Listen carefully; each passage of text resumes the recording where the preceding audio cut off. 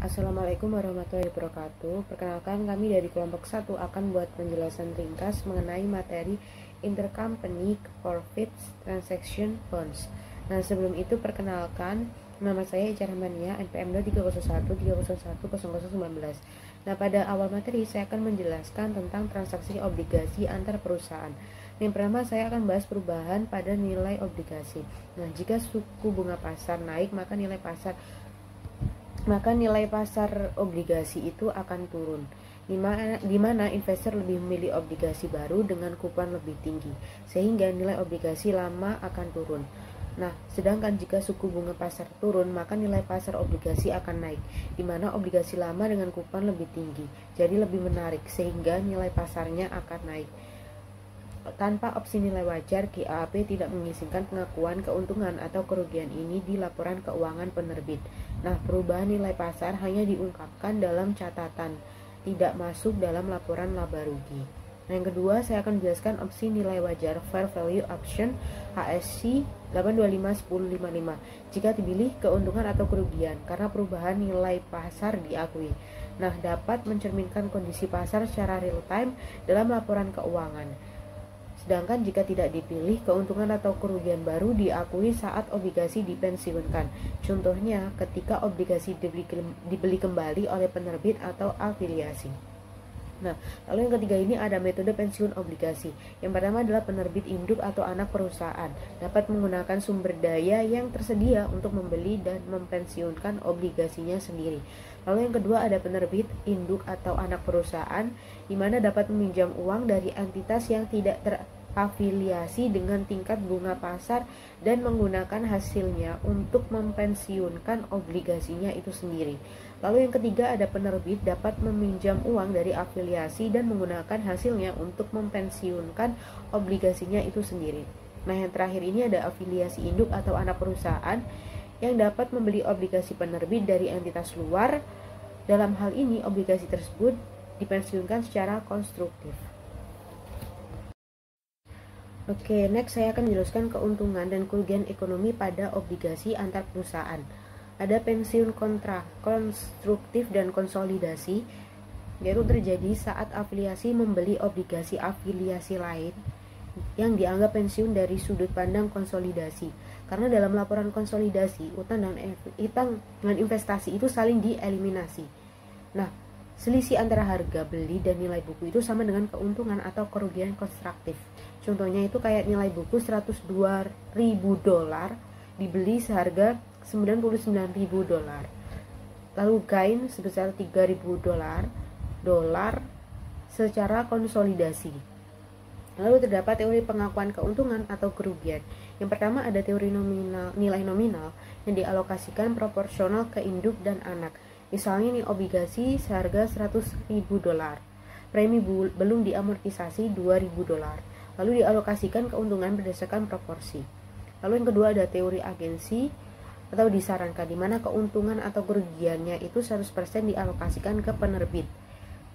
Nah, substansi diutamakan daripada bentuk, di mana afiliasi pembeli dianggap bertindak atas nama penerbit.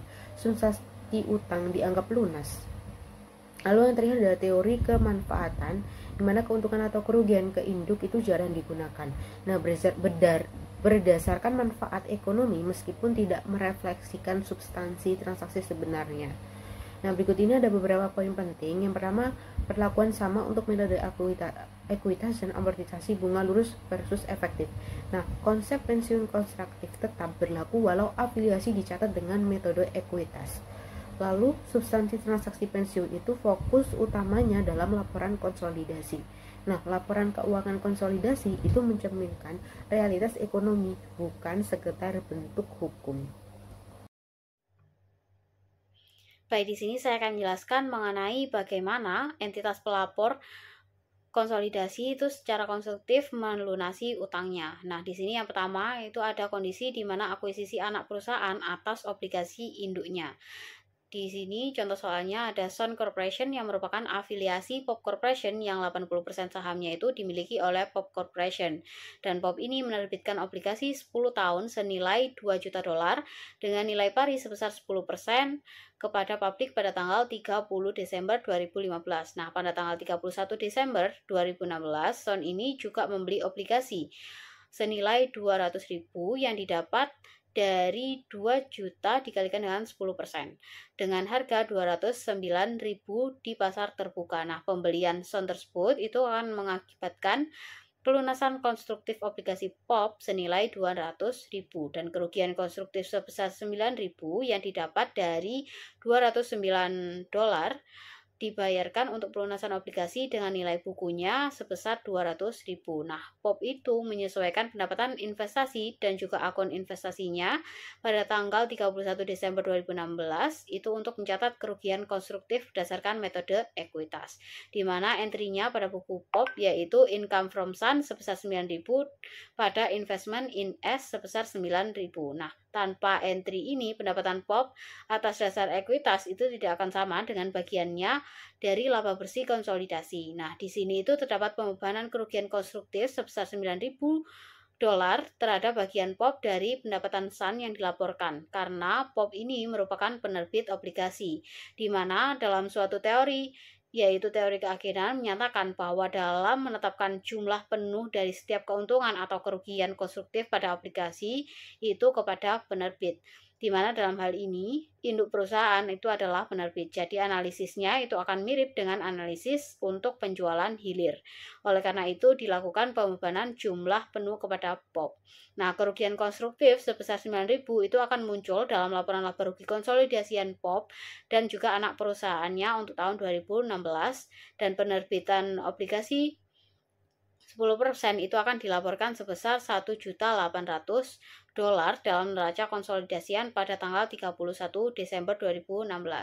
Nah, untuk penyesuaian kertas kerjanya dalam menyelesaikan pencatatan kerugian dan juga menghilangkan investasi, obligasi timbal balik dan jumlah kewajibannya yaitu dengan entry jurnalnya loss on constructive retirement of bond sebesar 9.000, 10% bond payable sebesar 200.000 pada investment in bond sebesar 209.000. Baik, yang kedua di sini ada kondisi ketika induk itu mengakuisisi obligasi anak perusahaan. Nah, kita bisa mengasumsikan bahwa Sun ini menjual obligasi 10 tahun dengan nilai nominal 2 juta dolar dengan bunga 10% kepada publik dengan nilai nominal pada tanggal 30 Desember 2015 dan POP ini memperoleh obligasi tersebut dengan nilai nominal 200.000 seharga 209.000 pada tanggal 31 Desember 2016 di pasar terbuka. Nah, dari pembelian oleh POP ini menghasilkan pelunasan konstruktif obligasi Sun senilai 200.000 dan kerugian konstruktif sebesar 9.000 bagi entitas konsolidasi. Nah, kita itu hanya bisa menetapkan 80% dari kerugian konstruktif kepada pemegang saham pengendali karena pembelian obligasi anak perusahaan itu akan setara dengan penjualan penjualan hulu, di mana dalam transaksi perusahaannya itu yang mempengaruhi bagian kepentingan non pengendali. Nah, dalam akuntansi untuk investasinya di Sun berdasarkan metode ekuitas, POP itu mengakui 80% dari kerugian konstruktif pada tanggal 31 Desember 2016 dengan entry-nya yaitu income from S sebesar 7.200 pada investment in S sebesar 7.200. Untuk penyesuaian kertas kerja pada tahun pembelian obligasi antar perusahaan itu akan sama dengan yang diilustrasikan untuk pembelian obligasi POP antar perusahaan. Namun penurunan laba bersih konsolidasi sebesar 7.200 itu terdiri dari kerugian konstruktif sebesar 9.000 dolar dikurangi bagian kepentingan non pengendali sebesar 1.800 dari kerugian tersebut yang mengurangi bagian kepentingan non pengendali. Singkatnya, ketika induk perusahaan itu adalah penerbit, tidak diperlukan alokasi keuntungan ataupun kerugian dari transaksi obligasi antar perusahaan. Ketika anak perusahaan itu adalah penerbit, maka keuntungan dan juga kerugian antar perusahaan atas obligasi itu harus dialokasikan antara bagian kepentingan pengendali dan juga non-pengendali dalam laporan laba rugi konsolidasi. Nah, dalam konsolidasian satu baris, perusahaan induk itu hanya mengakui bagian proporsionalnya dari keuntungan atau kerugian konstruktif atas pembelian obligasi yang diterbitkan oleh anak perusahaan. Baik, yang ketiga di sini ada kondisi ketika obligasi induk itu dibeli oleh anak perusahaan. Selisih antara akun kewajiban obligasi dan juga akun investasi obligasi pada pembukuan induk maupun anak perusahaan itu mencerminkan keuntungan atau kerugian konstruktif. Nah, sebagai ilustrasinya, kita bisa mengasumsikan bahwa Sun ini adalah anak perusahaan PAM yang dimiliki 70%-nya. Diperoleh dengan nilai wajar yang sama dengan nilai buku sebesar 6.300.000 dolar pada tanggal 31 Desember 2016 ketika Sun itu memiliki modal saham sebesar 5 juta dolar dan laba ditahan sebesar 4 juta dolar. Nah, PAM ini memiliki obligasi 10% dengan nilai nominalnya yaitu 10 juta dolar yang beredar dengan premi yang belum diamortisasikan sebesar 100.000 pada tanggal 2 Januari 2017. Saat itu Sun membeli obligasi dengan nilai nominal 1 juta dolar seharga 950.000 dari seorang pialang investasi. Nah, pembelian tersebut itu menghasilkan pelunasan konstruktif sebesar 10% dari obligasi PAM dan juga keuntungan konstruktif sebesar 60.000 dolar yang dihitung dari book value of bond purchase-nya 1 juta 10 yang didapat dari 10% dikalikan dengan 10 juta nilai pari ditambah dengan 100.000 dolar premi. Kemudian dikurangi dengan purchase price-nya yaitu 950, maka untuk constructive gain on bond retirement itu sebesar 60.000. Nah, jika kita menyiapkan laporan keuangan konsolidasian segera setelah penghentian konstruktif, entry kertas kerja untuk menghilangkan saldo investasi dan juga kewajiban obligasi antar perusahaan itu akan mencakup keuntungan sebesar 60.000 dolar. Nah, sebagai hasil dari entry kertas kerja tersebut, investasi dalam obligasi PAM itu dihilangkan. Laporan laba rugi konsolidasi nanti mencerminkan keuntungan dan juga neraca konsolidasinya itu menunjukkan kewajiban obligasi kepada pemegang di luar entitas konsolidasi sebesar 9.090.000 yang didapat dari 9 juta nilai pari ditambah dengan 90.000 premi yang belum diamortisasikan. Nah, selama tahun 2017, PAM ini mengamortisasi premi obligasi pada pembukuannya dan Sun itu akan mengamortisasi diskon pada investasi obligasinya. Dengan asumsi bahwa bunga yang dibayarkan pada tanggal 1 Januari dan juga 1 Juli bahwa obligasinya itu jatuh tempo pada tanggal 1 Januari 2022, yaitu 5 tahun setelah pembelian. Dan bahwa amortisasi garis lurus itu digunakan pada akhir tahun. Kemudian PAM juga mengamortisasi 20% dari premi obligasi setiap tahunnya dan Sun mengamortisasi 20% dari setiap tahunnya. Nah, untuk perhitungannya yaitu pada pembukuan PAM untuk 1 Juli itu ada interest expense sebesar 500 pada cash sebesar 500 yang didapat dari 10 juta dolar nilai pari dikalikan dengan 10% dikalikan dengan setengah tahun.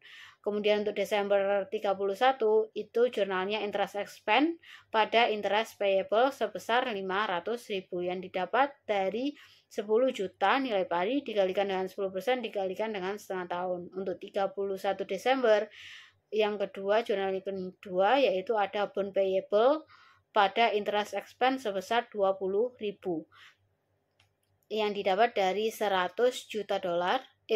dolar premi dibagi selama 5 tahun. Untuk pembukuan Sun itu jurnalnya 1 Juli cash pada interest income di mana cashnya itu sebesar 50 pada interest income-nya juga 50 yang didapat dari 1 juta dolar nilai pari dikalikan dengan 10% dikalikan dengan setengah tahun. Untuk 31 Desember itu jurnalnya interest receivable pada interest income sebesar 50.000 yang didapat dari 1 juta dolar nilai pari dikalikan dengan 10% dikalikan dengan setengah tahun. Kemudian untuk jurnal 31 Desember yang kedua, yaitu ada investment in pump bond sebesar 10.000 dan interest income sebesar 10.000 yang didapat dari 50% diskon dibagi selama 5 tahun. Ini adalah bagaimana entitas pelaporan konsolidasi secara konstruktif melunasi hutang, yang mana ini akan melanjutkan materi dari sebelumnya. Ada dari induk akuisisi obligasi anak perusahaan, yang mana ada selisih antara investasi obligasi, yaitu ada 5.960.000, dan 10% dari kewajiban obligasi dari PAM adalah 1.008.000. Sekarang menjadi 48.000, bukan 60.000 US dollar.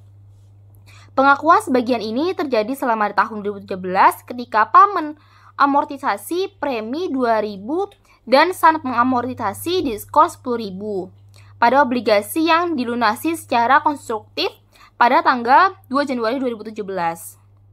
Nah, selisih ini tercermin dalam akun beban dan pendapatan bunga yang berkaitan dengan obligasi yang dilunasi secara konstruktif. Artinya pendapatan bunga sebesar 110.000 dikurangi 10% dari beban bunga 90.000 sama dengan 12.000 atau 20% dari keuntungan konstruktif awal.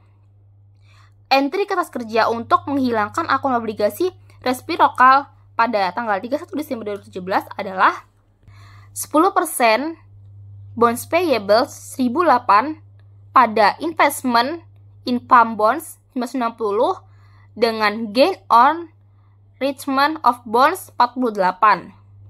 Interest, terus yang kedua itu ada interest income, pendapatan bunga 110 dengan pada interest expense, beban bunga 98 dan gain on enrichment of bonds 12. Yang ketiga itu ada interest payable 50 pada interest receivable 50. Karena 2017 adalah tahun di mana obligasi dilunasi secara konstruktif, keuntungan gabungannya dimasukkan oleh entry kertas kerja adalah 60.000 US dollar keuntungan awal. Jika entry kertas kerja digabungkan, keuntungan akan muncul sebagai jumlah tunggal. Fakta bahwa pengakuan sebagian adalah 20% dari keuntungan 60.000 adalah hasil dari amortisasi, yang merupakan garis lurus hubungan yang tidak akan berlaku di bawah metode bunga efektif. Pendapatan investasi PAM sebesar 202.000 sebagai berikut. 70% of SAN's report income adalah 220.000, yaitu 154 US dollar dengan tambahan konstruktif gain of bonds 60 ditambah jadi hasilnya 164.000. Dengan dikurangi benchmark recognition of constructive gain, yaitu dari 60.000 dibagi 5 tahun, masa manfaatnya yaitu 12, income from SAN jadi 202, adalah 114 dikurangi sama 12.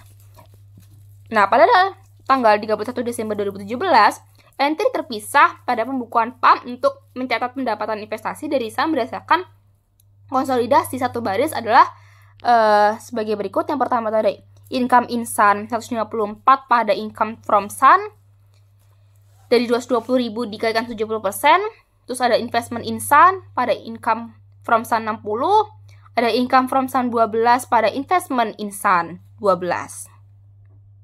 Dengan perhitungan yang tertera pada PPT berikut ini. Selanjutnya itu ada laporan kerja konsolidasi PAM Corporation dan anak perusahaan untuk tahun yang berakhir pada tanggal 31 Desember 2017 dalam ribuan, yaitu ada dibuatkan tabel dari income statement sales, income from SAN, gain on investment of bonds, interest income, expense including cost of sale yang dari jurnal-jurnal tadi dimasukkan ke dalam sini. Selanjutnya ada sebenarnya ada 70% dari kepemilikan SAN. Lalu dimasukkan debit dan juga kreditnya, maka akan dikonsolidasikan hasilnya di akhir. Yaitu ada pertambahan dan perjumpaaan dengan efek dari debit dan juga ada kreditnya.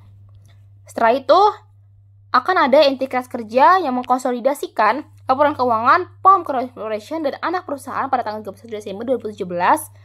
Yang pertama itu ada 10% bonds payable 100.008 pada gain on retirement of bond dan juga investment in PAM bonds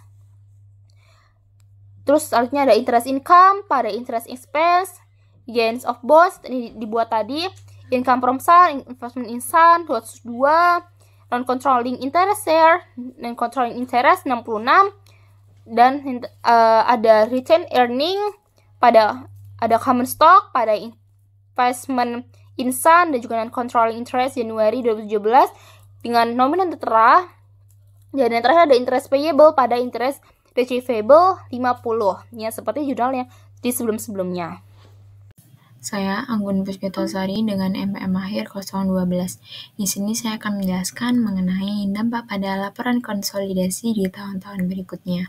Sebagai contoh, pada tahun-tahun berikutnya, hingga jatuh tempo obligasi yang sebenarnya, PAM dan SUN terus mencatat obligasi tersebut pada pembukuan mereka yang terpisah, melaporkan beban bunga PAM sebesar $98.000 dan pendapatan bunga SUN sebesar $1.010. Selisih antara keduanya adalah $12.000 diakui pada pembukuan PAM sebagai penyesuaian pendapatan investasi. Laporan keuangan konsolidasi untuk tahun 2018 hingga 2021 menghilangkan semua saldo yang berkaitan dengan obligasi antar perusahaan. Di bawahnya ada penyesuaian dan eliminasi kertas kerja konsolidasi 31 Desember 2018.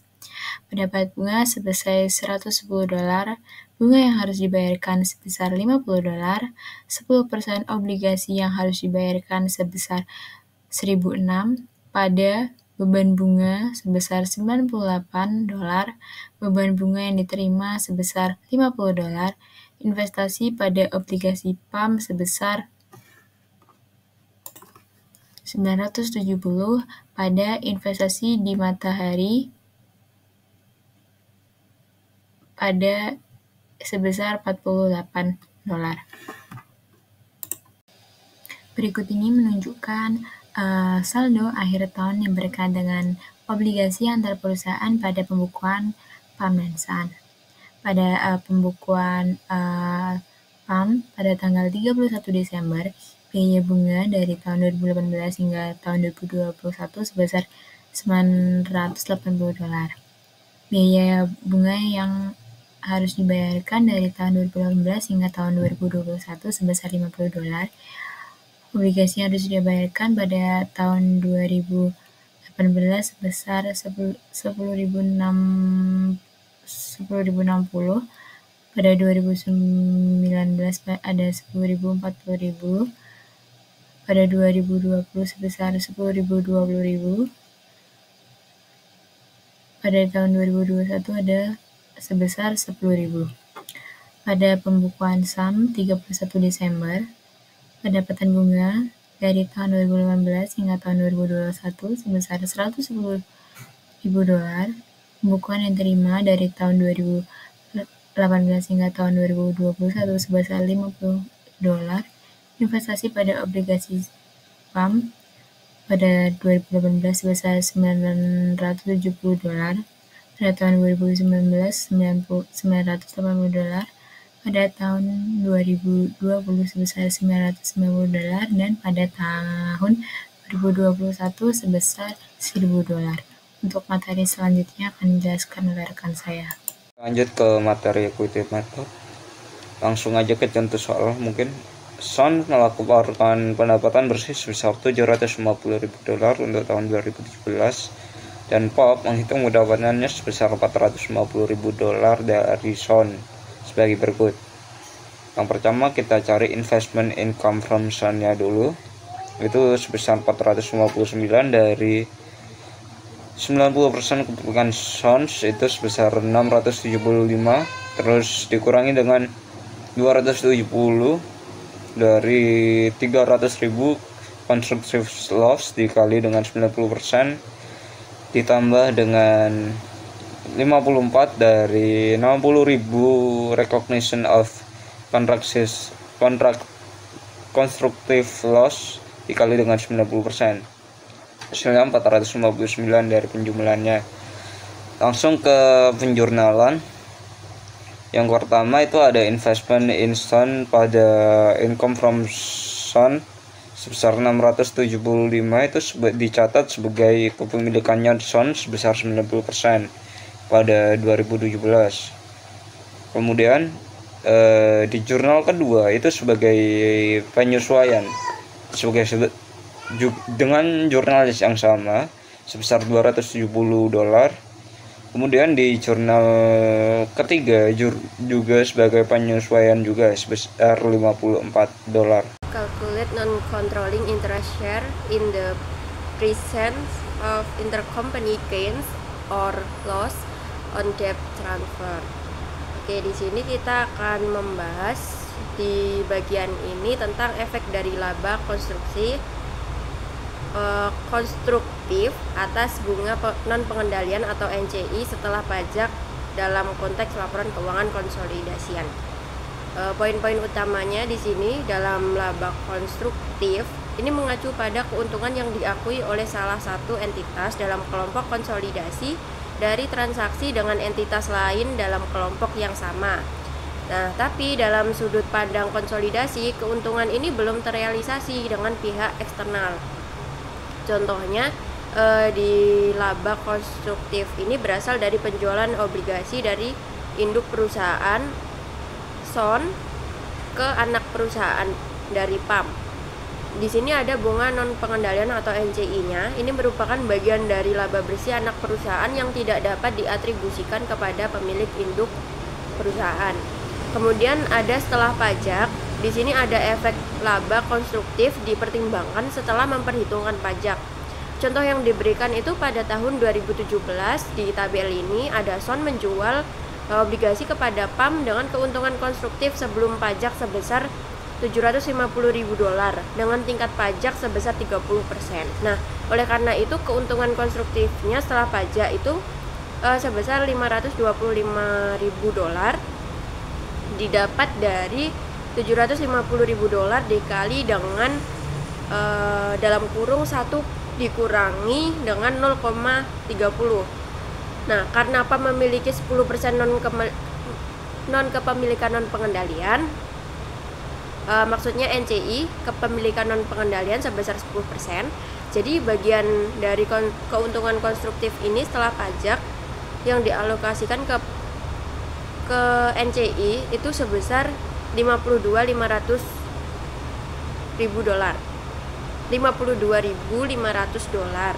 Maaf. Oke. Itu didapat dari 10% dikali dengan $525.000. Kemudian implikasinya dalam laporan konsolidasian, ini dalam laporan keuangan konsolidasian tahun 2017 ada beberapa hal terjadi akibat dari laba konstruktif ini, yakni ada pengurangan pendapatan bunga konsolidasian sebesar $75.000, kemudian pengurangan beban bunga konsolidasian sebesar $24.000, kemudian ada pengurangan bagian non pengendalian atas laba bersih sebesar $51.000 didapat dari $75.000 dikurangi $24.000. Kemudian ada efek pada bagian non pengendalian atas laba bersih untuk tahun 2017. Nah, pengurangan sebesar $51.000 ini ada di tabel yang bawah. Ini menunjukkan perhitungan lebih rinci tentang bagaimana laba konstruktif ini mempengaruhi pendapatan bunga konsolidasian, beban bunga, dan bagian non pengendalian atas laba bersih. Kemudian selanjutnya ditemukan efek dari transaksi obligasi antar perusahaan ini pada laporan keuangan konsolidasian di tahun-tahun berikutnya, terutama terkait dengan amortisasi diskonto atau premium obligasi. Kemudian di slide ini kita akan membahas tabel di bawah ini. Tabel pertama itu merupakan rangkuman saldo akun obligasi antara perusahaan pada pembukuan terpisah. Nah, tabel ini tuh menunjukkan saldo akun obligasi pada POP dan Son pada pembukuan terpisah mereka dari tahun 2018 hingga 2021 dalam ribuan dolar, bisa dilihat di bawah ini. Kemudian di tabel ini merangkum saldo akun obligasi antara perusahaan.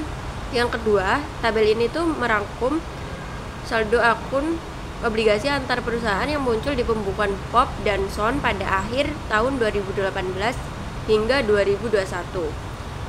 Pemerahan akun ini merangkum pekerjaan yang diperlukan di akun-akun yang bisa dilihat di tabel. Nah, di tabel kedua ini isinya tentang rangkuman penyesuaian kertas kerja konsolidasi. Jadi tabel ini menunjukkan rangkuman penyesuaian dari kertas kerja konsolidasi untuk tahun 2018 hingga 2021 dalam ribuan dolar. Dan catatan di tabel ini menjelaskan bahwa sebagian yang belum diamortisasi dari keuntungan konstruktif pada awal tahun itu dialokasikan sebesar 50% ke beban bunga dan 50% ke kepentingan non pengendalian atau NCI. Nah, tabel ini itu menjelaskan rangkuman penyesuaian kertas kerja untuk tahun-tahun yang berakhir pada tanggal yang disebutkan di tabel itu dalam ribuan dolar, seperti utang obligasi, kemudian beban bunga, diskonto obligasi yang belum diamortisasi, kemudian NCI, dan investasi, juga akun-akun lainnya. Nah, di sini ada bagian yang belum diamortisasi dari keuntungan konstruktif pada awal tahun yang dialokasikan sebesar 50% ke beban bunga dan 50% ke non pengendalian.